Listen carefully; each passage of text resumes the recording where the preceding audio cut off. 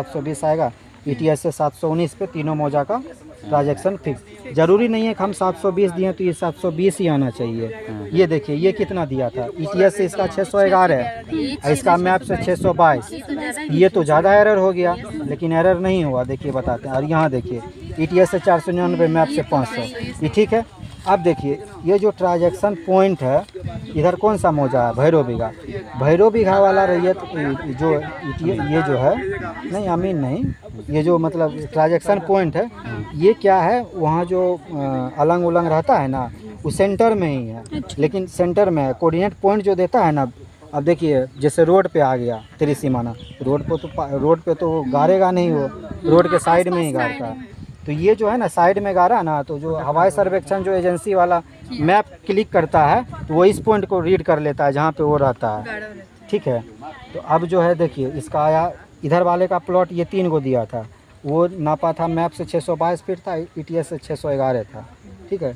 ये होता है इसी कंडीशन में। इसको क्या किया, 10 फीट इसको कम करता है, तो इसका भी मुश्किल फिक्स हो जाता है, और इस मौजे का भी मुश्किल फिक्स हो जाता है, और इसका भी रकबा कम नहीं होता है। तब जाके ये अमीन तैयार होता है कि ठीक है मेरा 611 पे बाउंड्री फिक्स कर दीजिए या त्रिसीमाना फिक्स कर दीजिए। समझ गए। ये सब पॉइंट होता है। इसमें तो डिफरेंस कुछ ज़्यादा है ना, 11 फीट का डिफरेंस। हाँ तो कोई दिक्कत नहीं है। ये देखिए अगर रैयती ज़मीन है उस मुश्किल पे, ये ट्रांजैक्शन पॉइंट पे, तब जाके दिक्कत होता है। अच्छा, अगर सरकारी ज़मीन मेरे मौजे में भी है, उसके मौजे में भी है, उस मौजे में भी है, तो वहाँ 10 फीट चलेगा। हाँ 10-15 फीट चलेगा। ठीक है। इसीलिए यहाँ देखिए पूरा सरकारी ज़मीन है, इस मौजे का भी, इस मौजे का भी, मेरा भी। इसीलिए ये लेके चला है इतना 10 कर रहा था, तो फिर वो उसको हाँ तो एडजस्ट खेत, करना पड़ता। हाँ तो खेत रहेगा तो कैसे एडजस्ट करता करना फिर? पड़ेगा। कैसे करता फिर? कैसे? जहाँ पे खेत रहेगा ना, वहाँ ऐसा दिक्कत नहीं आएगा, एरर नहीं आएगा।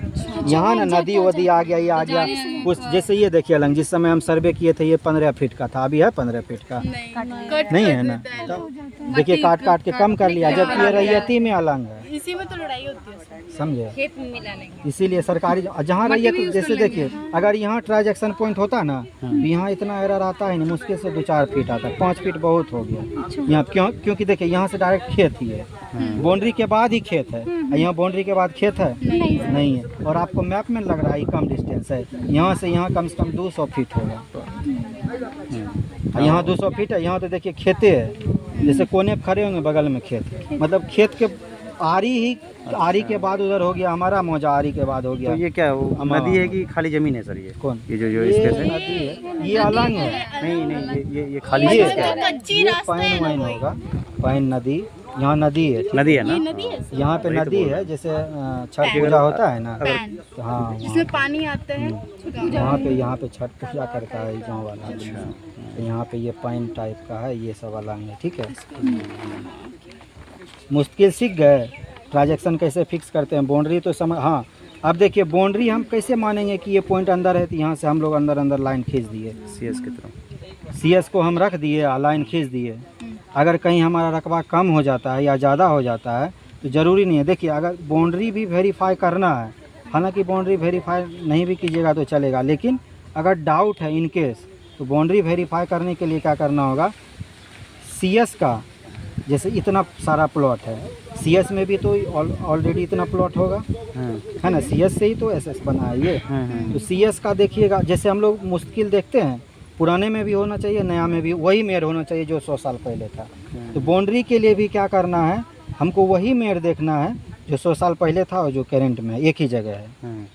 हालांकि 90% नेचर चेंज हो जाता है, लेकिन 10% अभी भी है, 10 से 15% जो कि अभी भी पुराने ही की तरह सेम है।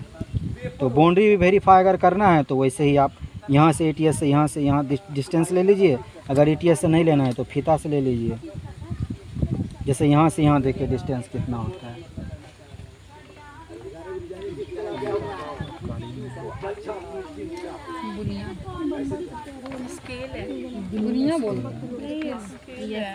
बुनिया छोटा होता है, 2 पार्ट में कर जैसे देखिए 1030 का जो है, देखिए कहाँ पे आ रहा है, कितना फिट हुआ बताइए। देखिए हम जहाँ पे स्केल रखेंगे आप देखिएगा, यहाँ इस पॉइंट से लेके यहाँ इस कॉर्नर तक कितना फिट होता है, हमको बताइए सब। सर ये आपका 2 सेंटी है, 2.1 है क्या? कितना है? 2.1 है सर।